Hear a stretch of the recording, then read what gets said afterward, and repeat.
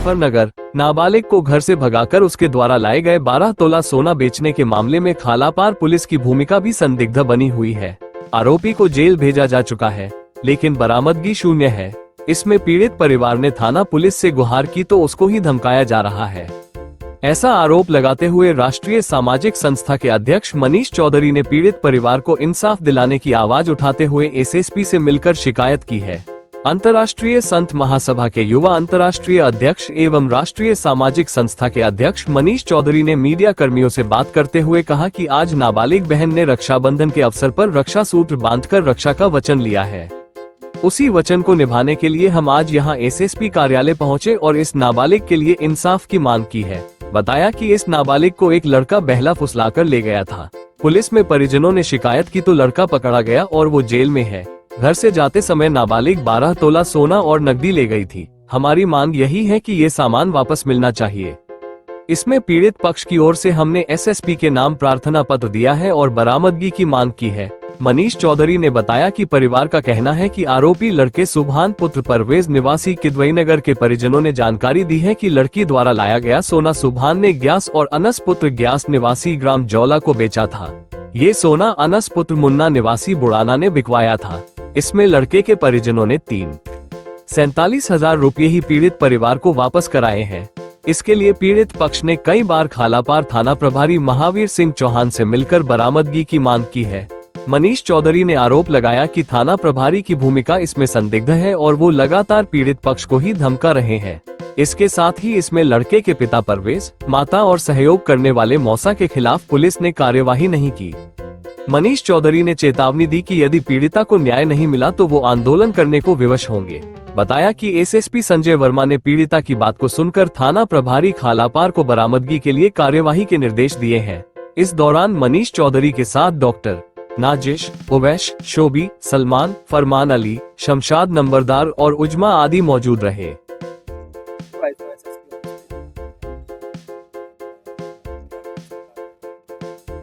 मान्यवर, आप देखते हैं एक नाबालिग बहन है हमारी। उन्होंने प्रथम तो आज हमको राखी का धागा बांधकर अपना भाई बनाया है और कहीं ना कहीं ये पीड़ित महिला है, गलती से नादानी से किसी लड़के के साथ चली गई और पुलिस कार्रवाई करते हुए पुलिस ने लड़के को जेल में भेज दिया।